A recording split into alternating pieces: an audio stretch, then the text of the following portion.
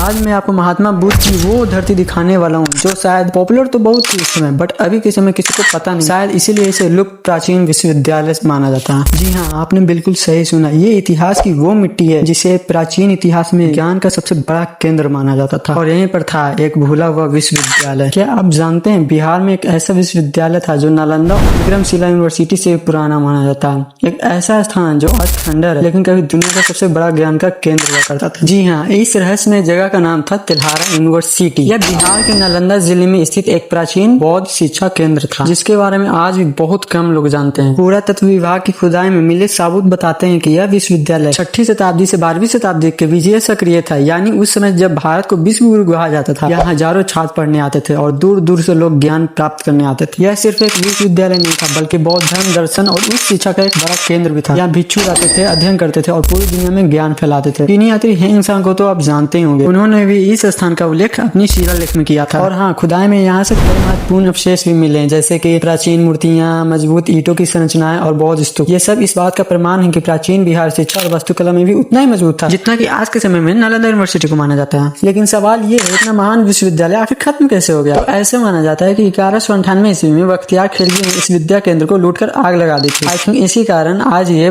पूरा खंडर बन चुका है। तेल्हारा यूनिवर्सिटी हमें याद दिलाता है कि भारत सिर्फ एक देश नहीं बल्कि ज्ञान और संस्कृति की पहचान रहा है, और आज भी हमारे इतिहास में ऐसे कई रहस्य हैं जिन्हें जानना बाकी है। और हाँ, ये बिहार है जहाँ सिर्फ इतिहास पढ़ाया नहीं जाता है बल्कि इतिहास बनाया भी जाता है। अगर आपको भी ऐसे हाइडन इतिहास जानना पसंद है तो हमारे चैनल को फॉलो करना ना भूलें।